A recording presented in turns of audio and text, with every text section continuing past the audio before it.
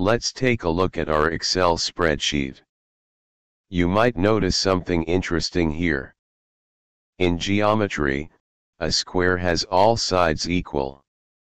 But here, we have Lx value of 2 and Lz 3 units. This is impractical, as a square wouldn't have different side lengths. As expected, Excel displays a warning. Double note of interrogation mark, below the cell, indicating an error. Because of this inconsistency, we can't calculate any meaningful results for this shape. At the bottom of cell Gx and Gz you are watching the formula of Gx and Gz. Now I am changing the value of Lx from 2 to 3 unit. Gx equals to 1.5 and Gz equals to 1.5. And this is formula of Gx and Gz for square section. Now I am changing the shape from square to rectangular and also changing the value of Lx from 3 to 2 unit. As a result of this change, Gx equals to 1 and Gz equals to 1.5. Let knowledge flow like a river, without any hindrance. Don't make it like a stagnant pool. Hey everyone. I am PS Chatterjee with you, and I'm fired up to be back with your channel, Structural Design Only, a channel with different vision. Hey everyone, welcome back to Structural Design Only. Are you ready to unlock the secrets of bending moments? In this video series, we'll be delving deep into understanding these forces and how to master them. This is part 1, and today we'll be focusing on the foundation, the mass center, also known as the center of gravity or CG. CG is the point where we generally set our axis. Around this axis, the value of the moments will be the same, but the direction of that moment will be opposite. Hence, the sum of the moments at CG will be 0. Now, I know some of these concepts might seem complex at first. But trust me, by the end of this video, you'll have a solid grasp on the mass center and its role in structural analysis. And if you find something particularly insightful or helpful, here's the secret weapon, sticking around for the entire video. Throughout the series, I'll be dropping valuable tips, tricks, and real-world examples to make sure you have a complete understanding.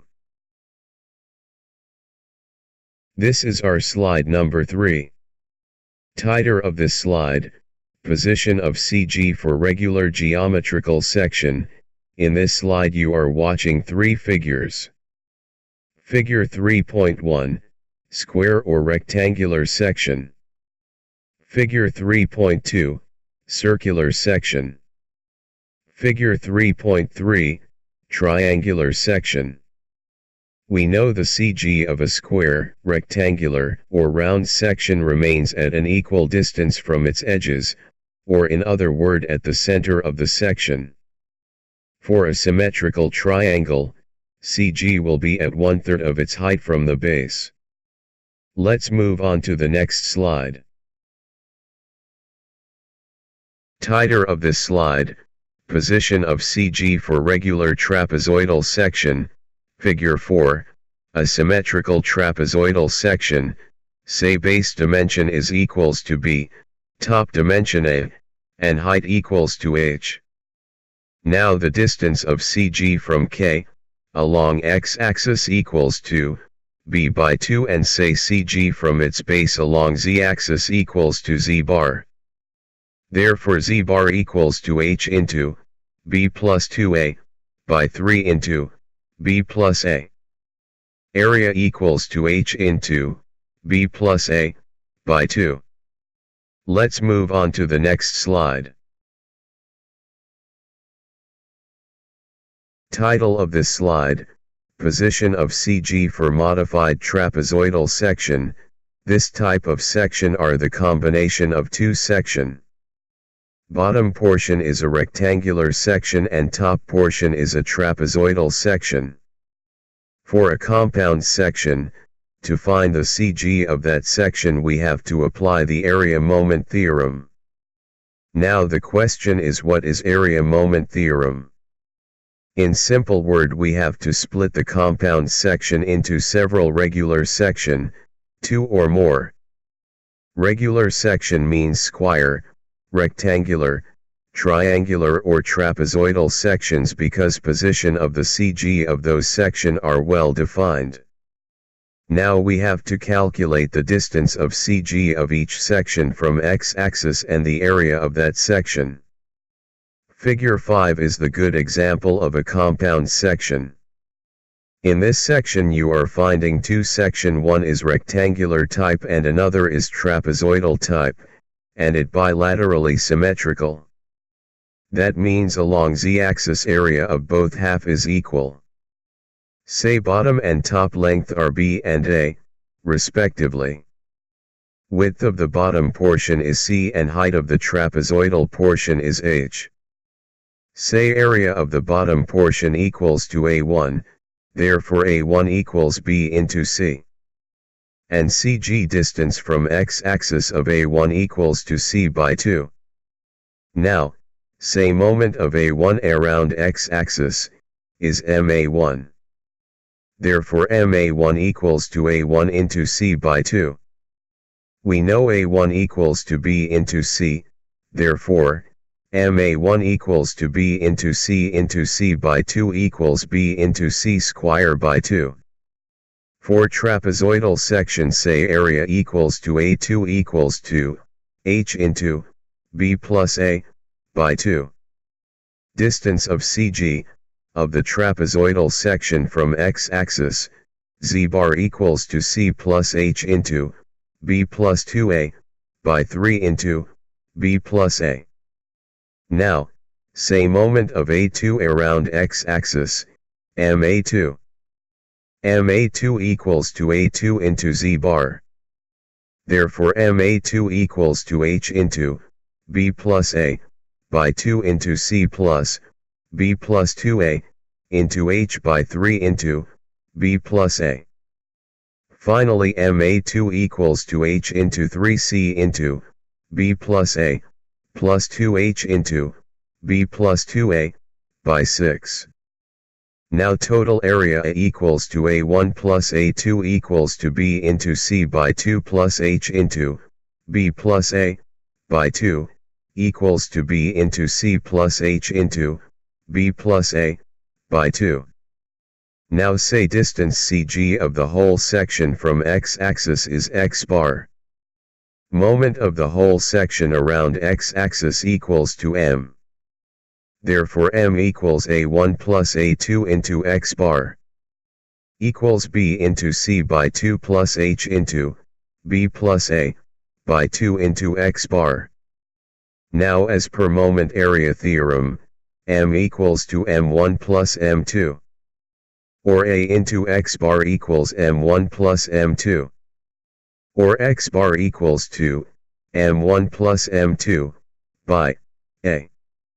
Finally we have x bar equals to thrice bc square plus thrice c into b plus a plus twice b plus 2a into h by thrice bc plus b plus c into h. This formula for calculating the centroid of the modified trapezoidal section along the x-axis has been reviewed by Gemini AI, a large language model trained on engineering concepts.